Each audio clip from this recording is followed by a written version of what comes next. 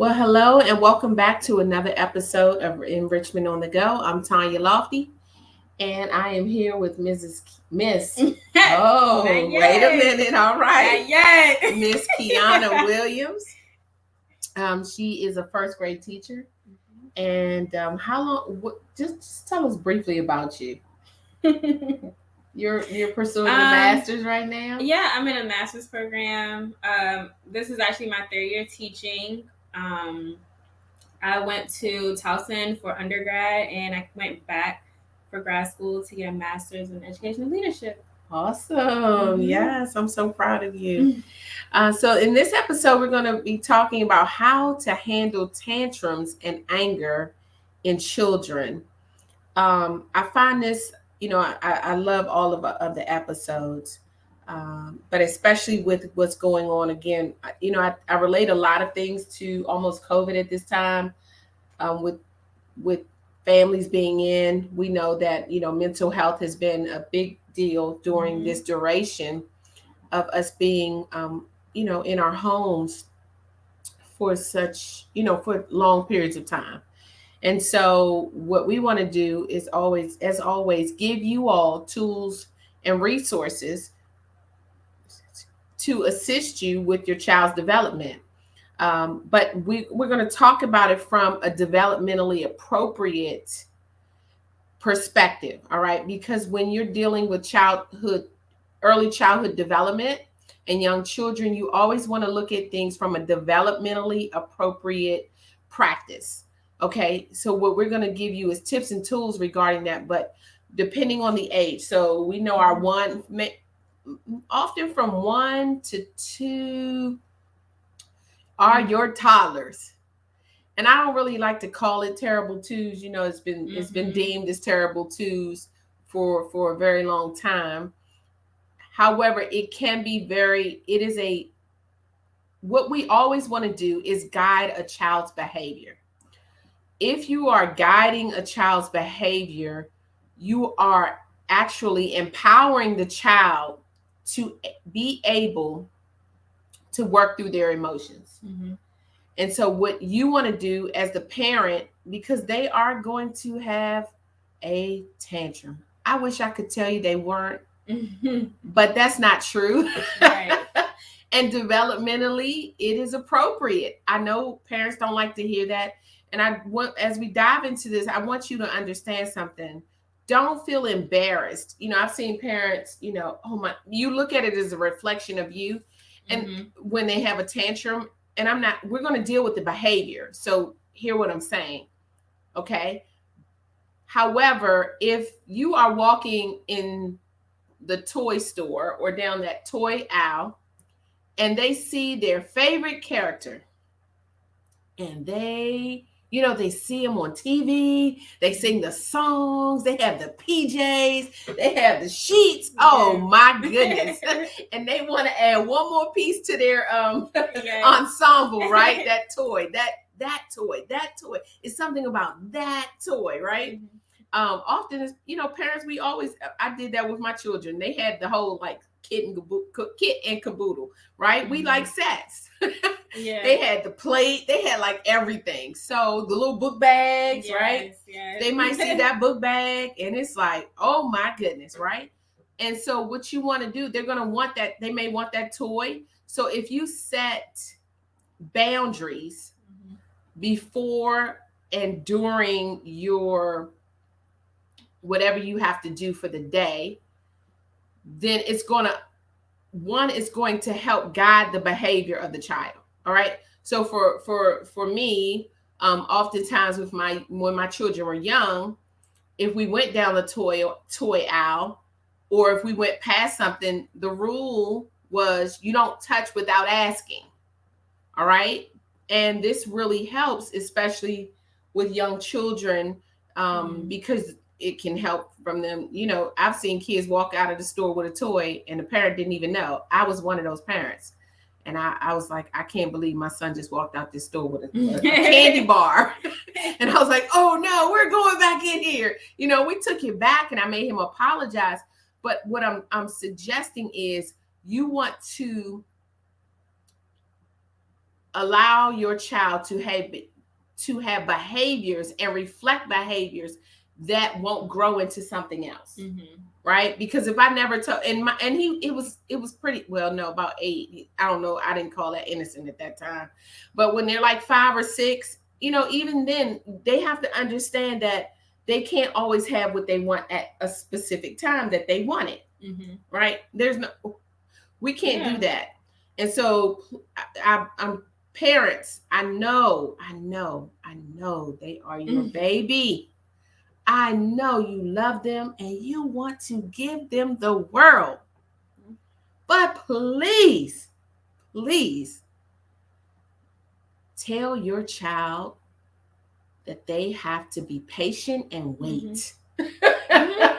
Because parents don't like to say, you have to be patient, you have to wait. So for instance, even in our program, I've had toddlers and infants. That's what I work with. And I tell any parent, kudos to you. If you can get through age 2, you can get through age 18. That part. All right. So, because it's a journey, right? Parenting it doesn't come with a manual. We're trying to figure it out. But if you know what's developmentally appropriate, it's going to assist you with guiding the behavior. Absolutely. All right. So when the child has a tantrum, so I know I have had toddlers in my program. And so what you want to do, we want to give you some tools, right? So if it's developmentally appropriate. So your 1-year-old, your 2-year-old, even sometimes into 3, having a tantrum or no, and not wanting to eat. It's all to, I can't remember which philosopher, but classical conditioning. So basically yes. So classical conditioning. So if I keep giving you something or not, I'm conditioning you to do what I want you to do, whether that's a good behavior or a bad behavior, right? So, and I want you to consider that the child may not have the vocabulary to fully be able to express themselves. So if a child is angry, it could be, okay, for instance, let me give an example. I have a toddler or an infant in my program or at home, and I'm holding the child, and now I have to put them down, and I just put them down. Okay. Often that toddler or infant is going to cry and kind of fall out on you. Right. All right. So what you can do is you want to let your children know what's coming next, because this is going to help guide. We want to guide behavior. Right. So I know mommy's holding you. I'm about to put you down. That's letting the child know what's happening, because you're developing routines, right? So they will even understand your tone. Even if they don't have all of the language, they'll understand your tone. So mommy's about to put you down, and I know you're going to be upset, but I have to put you down. You start to put them down. If they rear back, where because what you never want a child to do is hurt themselves, hurt you, or hurt others. And it can happen. It is okay for your child to be upset, because that anger is an emotion. And it is real. Or not even angry, but maybe upset. Being upset is an emotion. Yeah.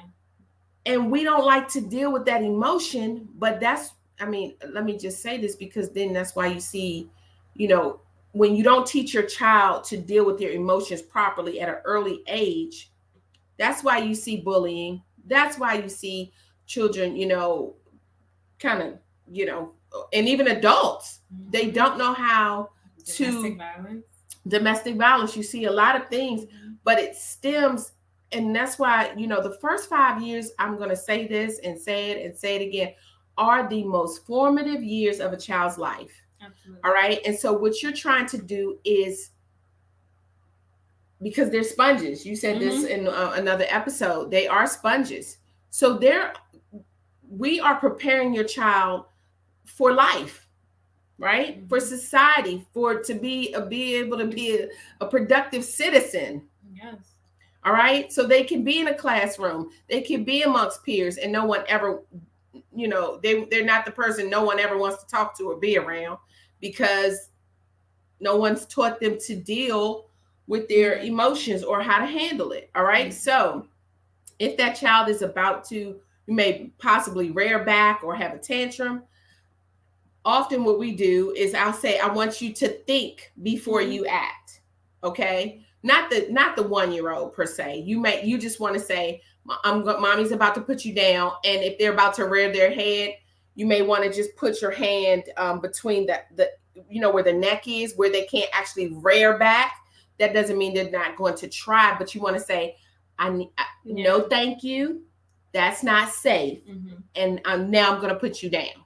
Doesn't mean they're still not going to cry or be upset or maybe even have a tantrum. That's not what I'm saying. But what you are doing is guiding them to acceptable expressions of their feelings. Okay, to let them know. And I've said this to my children, to children in my facility. I understand that you're upset. It's okay to be. I understand you're upset, and parents, let them know that you get upset too. Yeah. I don't like your behavior. It's making me upset. It hurts my feelings, because you want to teach children empathy. Right. And so, and you really want to do this. So if there's, major anger problems, often it's just a tantrum. It really is. It's just a tantrum to see, am I going to get what I want when I want it? That's it. Their goal, remember, that toy that they see to add to their ensemble, that is their only goal.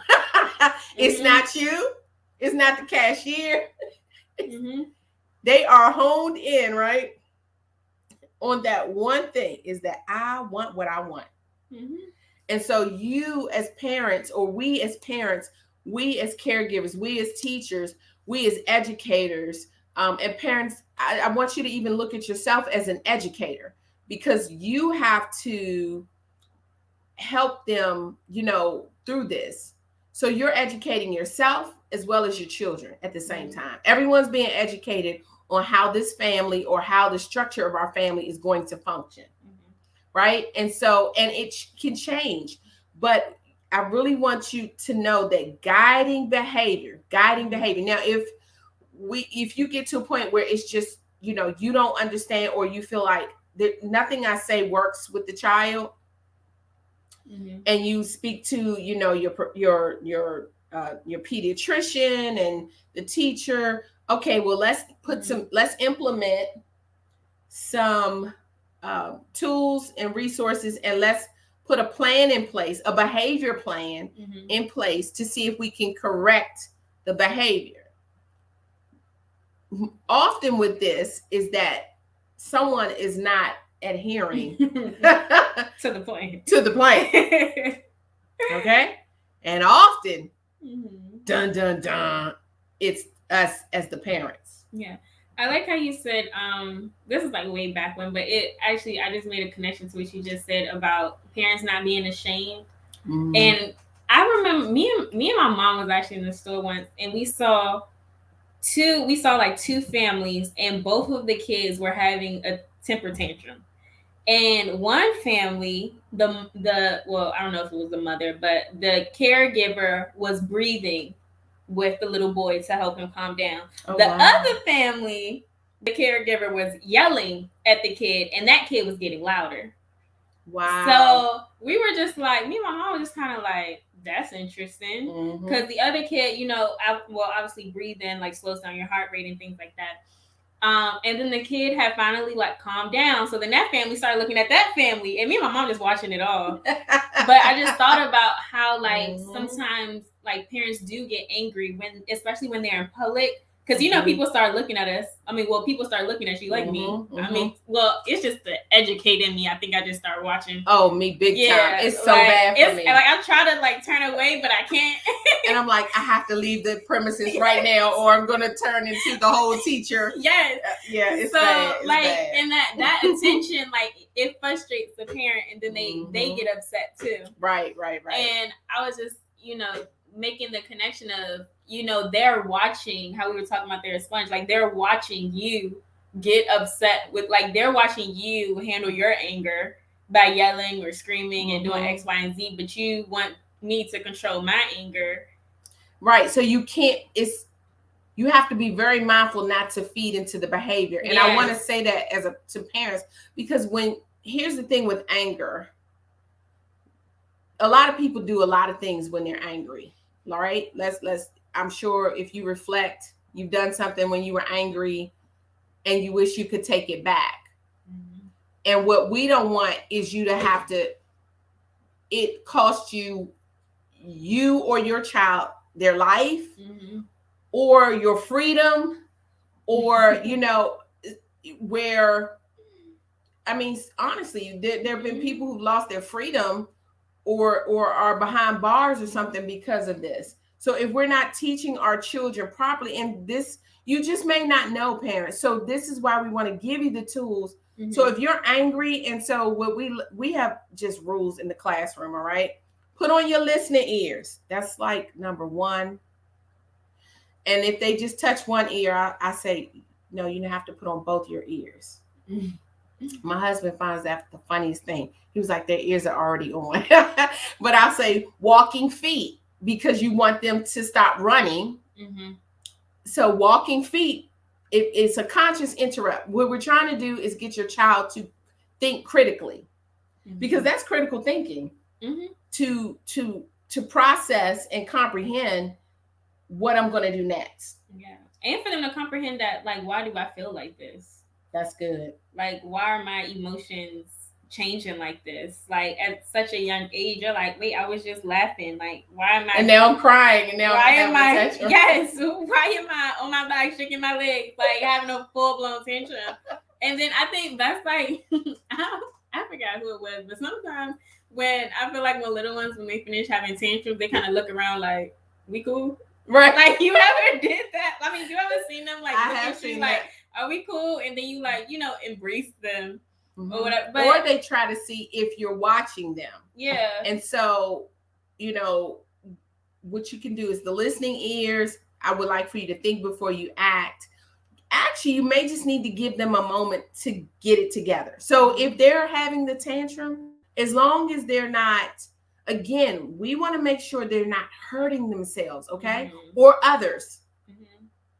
Or the environment. So if a toddler is having a tantrum, okay, have a seat.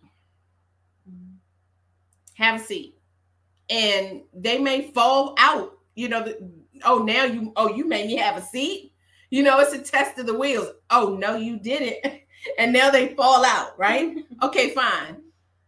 I need you to think before you act. You're still going to talk them through what's going on. Yeah, but and you're also teaching them coping mechanisms. Exactly. That they're going to need for the rest. I know sometimes when I get upset, I have them, okay, let me breathe.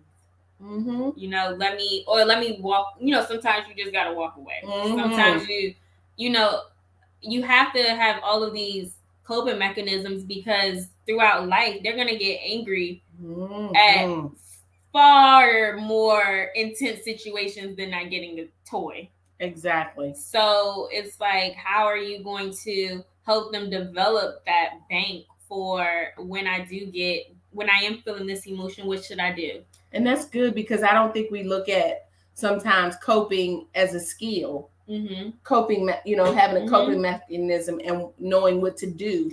That's a skill. Yeah, it's I am so amazed by people who always keep their calm in situations. I feel like my head is spinning around on my shoulder, and I'm like, how are you so calm?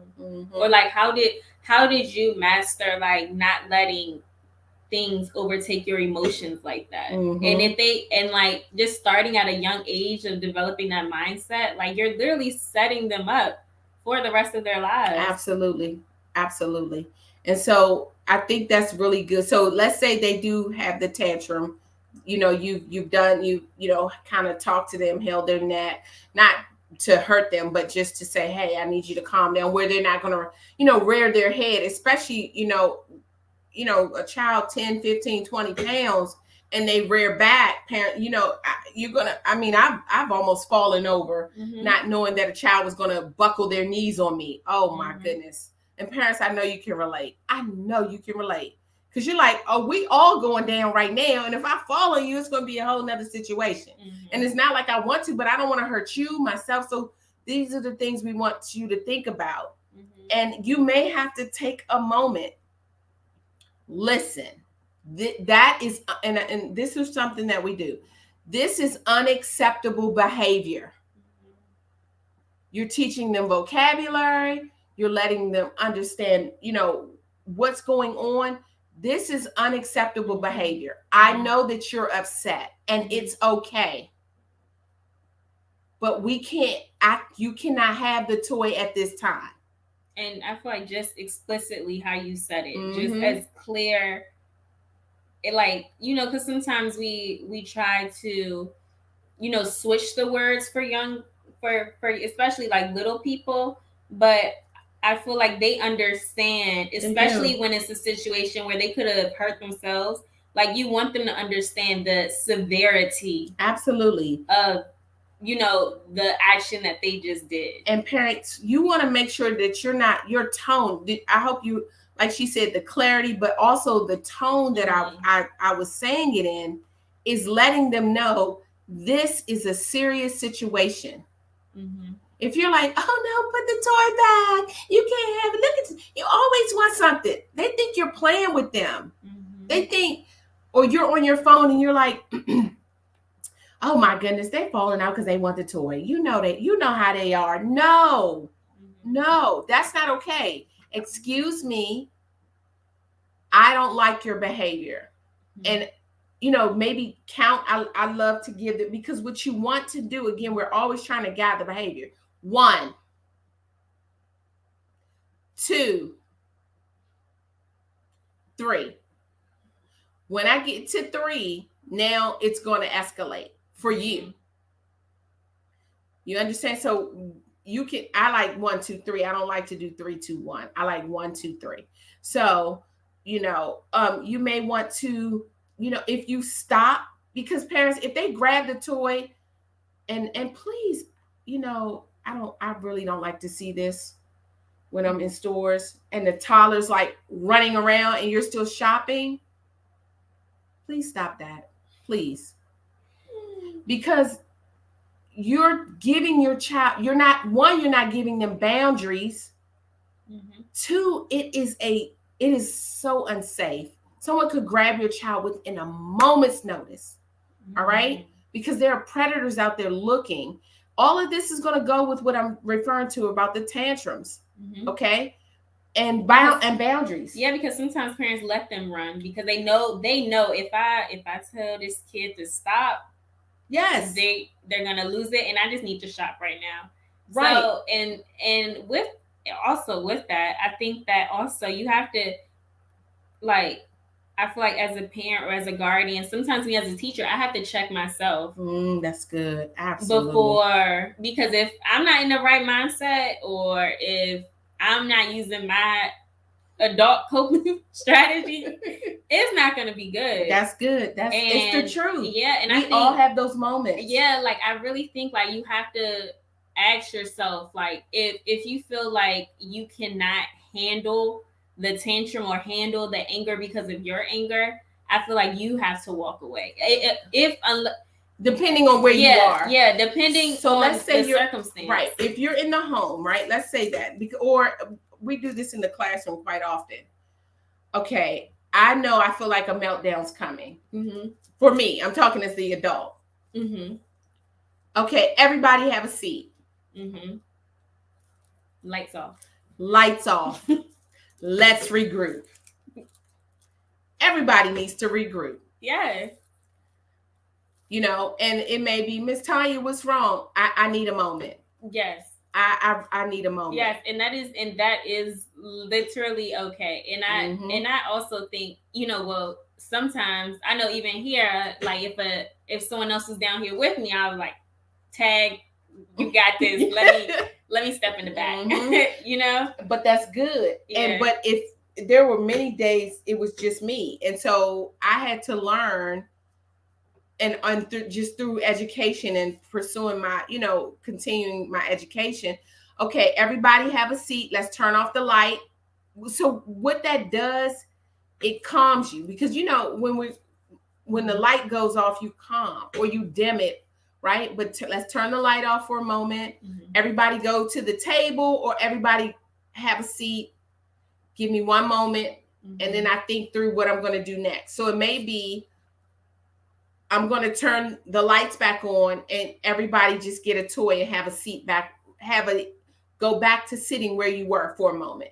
It could be that, because what you want to do, parents, especially if there's a safety issue going on or anything of that nature, because I want you to think about this. When an emergency comes or is happening and you really need your child to listen, there's no time for a tantrum. But if you have not been guiding that behavior, and I'm not talking about you did this for a week, but for 4 months, your child was doing whatever they wanted. It takes time to redirect behavior. And you can't get upset when your child, after 3 days, you feel like the superhero with the cape on, and you did it for 3 days, and you're patting yourself on your own back, and then your child is still like, oh, I'm going to try you again. Because you have to continuously guide behavior. Not one time, not 2 times, or you're not going to make it to their 18, that part.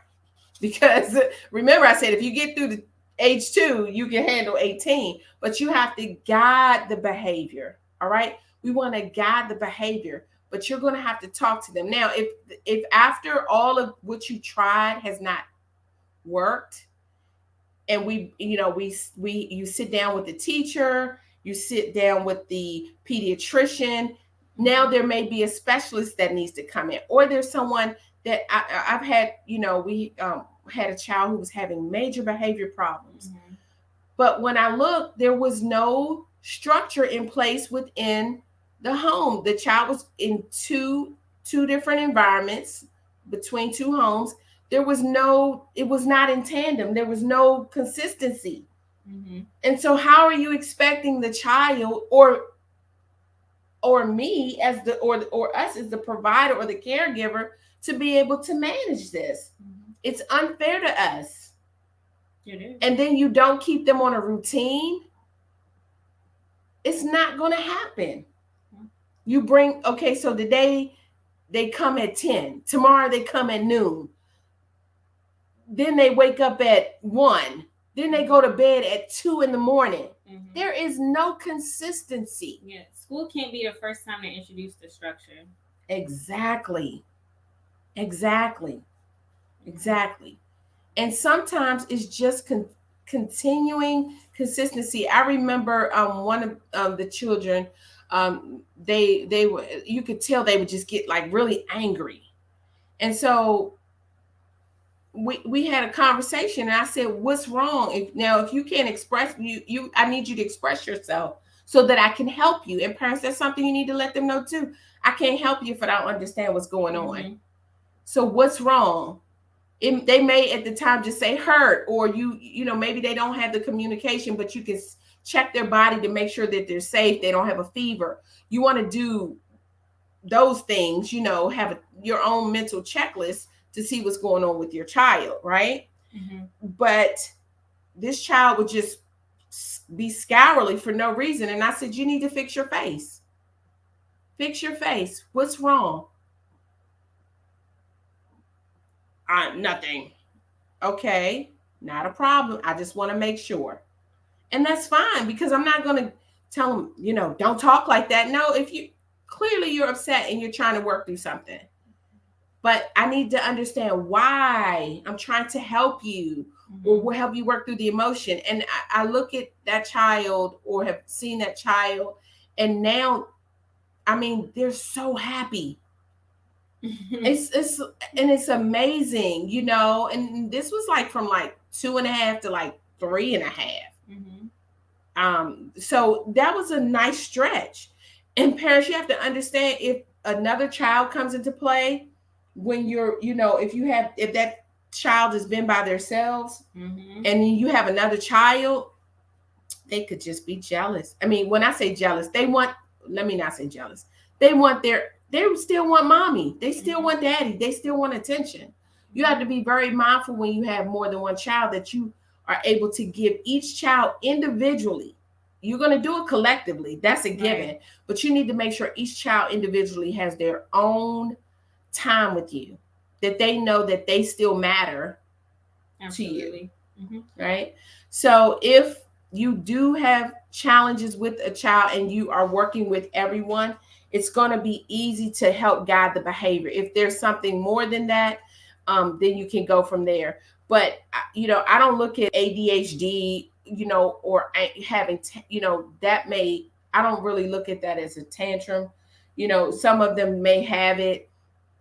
And if you do have a child that's, you know, on the autism spectrum, you want to make sure that, because children with autism, routine is so, I can't tell you enough.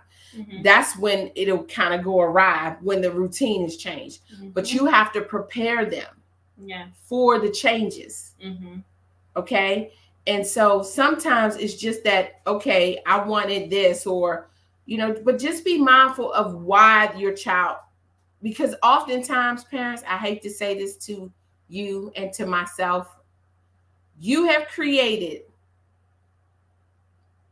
the person that's having the tantrum. You have created the behavior. You've allotted for the behavior. You've allowed the behavior, and now you're embarrassed, or, you know, I don't want to, and we don't want you to be embarrassed. That's my whole point, or our point. We want you to get a handle on it so that your child can be productive, right? And know how to work through their emotions. Very well said. Anything else? No. Well, thank you all for tuning in, and we'll see you next time.